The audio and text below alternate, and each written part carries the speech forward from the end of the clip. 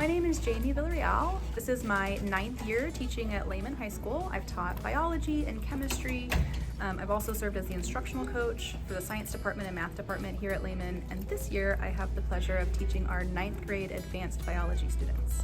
Those moments where those kids are having fun, engaging conversations about the topics and they're relating it to their own lives, those are the things that I like most. When they have fun together talking about science, I have fun.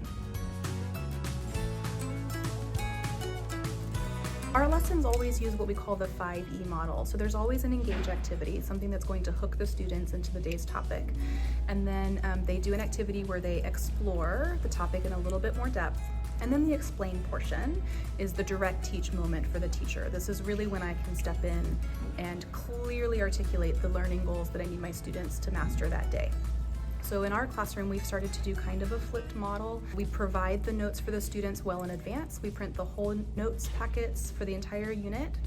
The students pick them up at the beginning of the unit, and each day we do a new page of notes.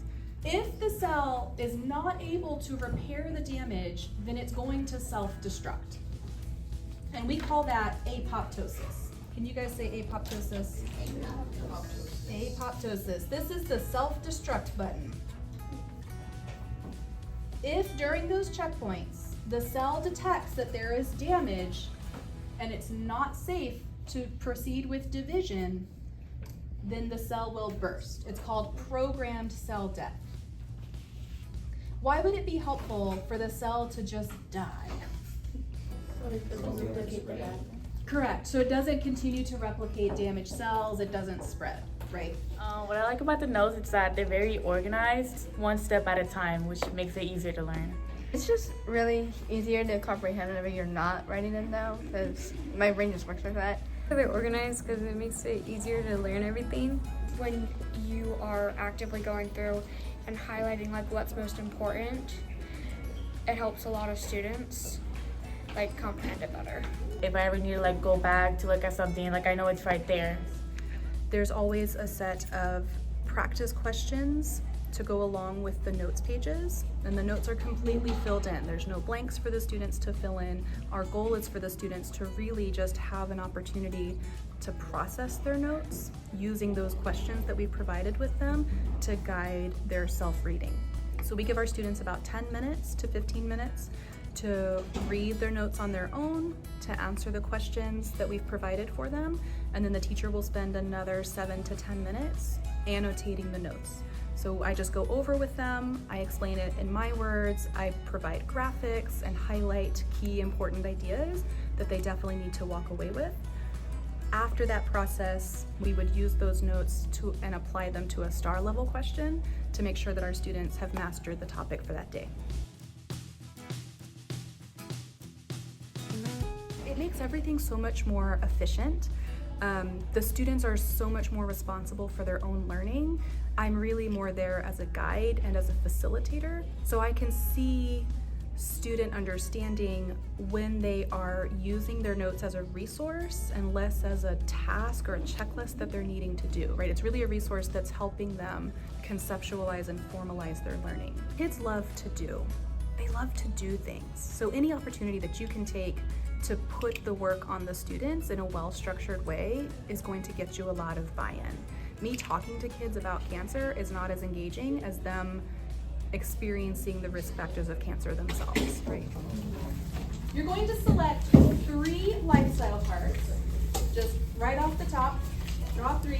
You're going to select 2 genetics cards, 2 environment cards, and 1 career card. Jeez, okay. Looks like my life is just not going too well. And then I eat 4 to 5 servings of fruit and vegetables daily, which is good. But it isn't healthy. And then I exercise for 30 minutes, 5 to 7 days a week. Lifeguard, constant sun exposure, and uses 10 bits regularly.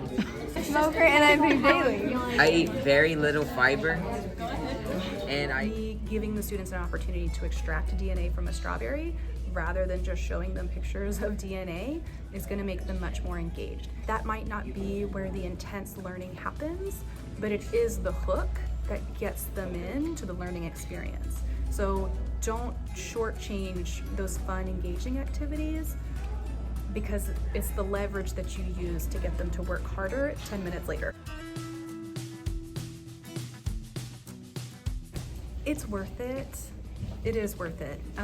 It's hard, but I think if you can focus on the things that you're doing well and really celebrate your wins, even if it's a win with one individual student, it makes all of the other stresses seem a little bit less important. The kids matter, right? And when you are doing things that the kids value and that is going to help them in the future, then it's all right.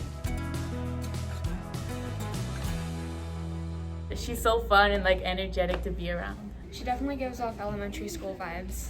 She's very nice. She's just like really sweet. Like the other day a kid was cold and she was like, "Do you want to borrow my jacket?" She's like, she's amazing. She's so nice. And we have like incentives and stuff, and so kids want to like do well. She gives us like enough time to like finish our work, and she is very, very nice. Especially whenever we're like very shy in the class and very quiet. I like that she's so nice. She's really nice. Mm-hmm.